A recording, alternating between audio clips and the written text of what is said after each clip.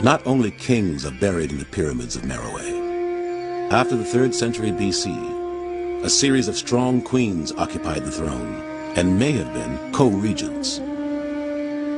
One of the most powerful ruled near the time of Christ, just before the temple of Dan Gale was probably constructed.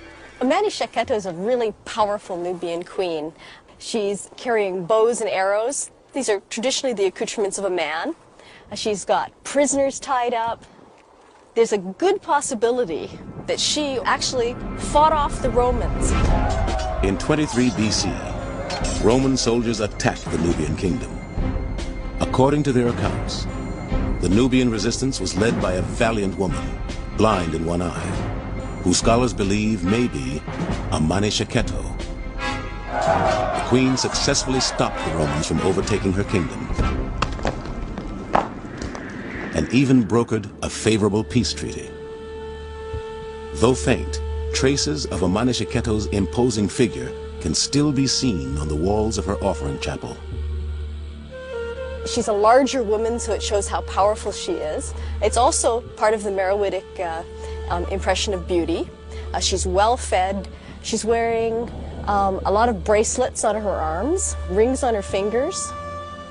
She would have been covered in gold. She was a very lucky lady to have a lot of this jewelry. Amani Shaaketo's royal cache first came to light in 1834 when an Italian explorer, Giuseppe Ferlini, traveled to the Sudan, eager, as he claimed, to make some useful contribution to history. In fact, he was really searching for gold. Ferlini hoped to make a fortune selling antiquities back in Europe. His greed led him to the pyramid fields of Meroe.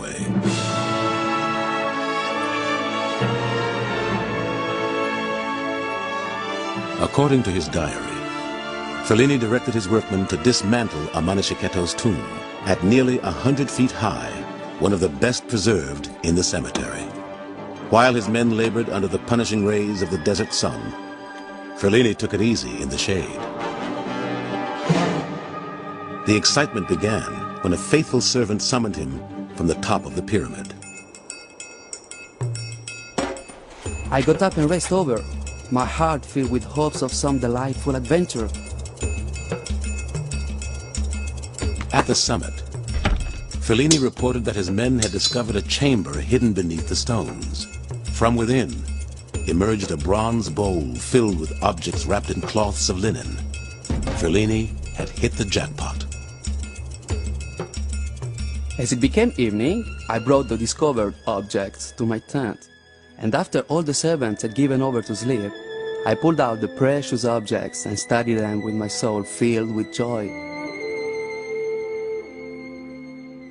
I admired the gold, and on seeing the quantity of it, I realized it had to exceed greatly all that which I knew was spread through the museums of Europe. Ferlini had discovered a dazzling hoard of jewels. Today, much of this cache is housed in Munich's Egyptian Museum. Gold bracelets covered with decorative bands of fused glass. Ornamental pendants bearing images of the gods. And dozens of heavy gold rings, some incised with the figure of Amun. This is one of the greatest treasures ever found in Nubia. It gives us a very good idea of what the kings and the queens would have been wearing at the time. Though Ferlini's raid did bring the incredible cache to light, a price was paid for the discovery. The explorer's ruthless quest for gold destroyed Amani Shaaketo's pyramid.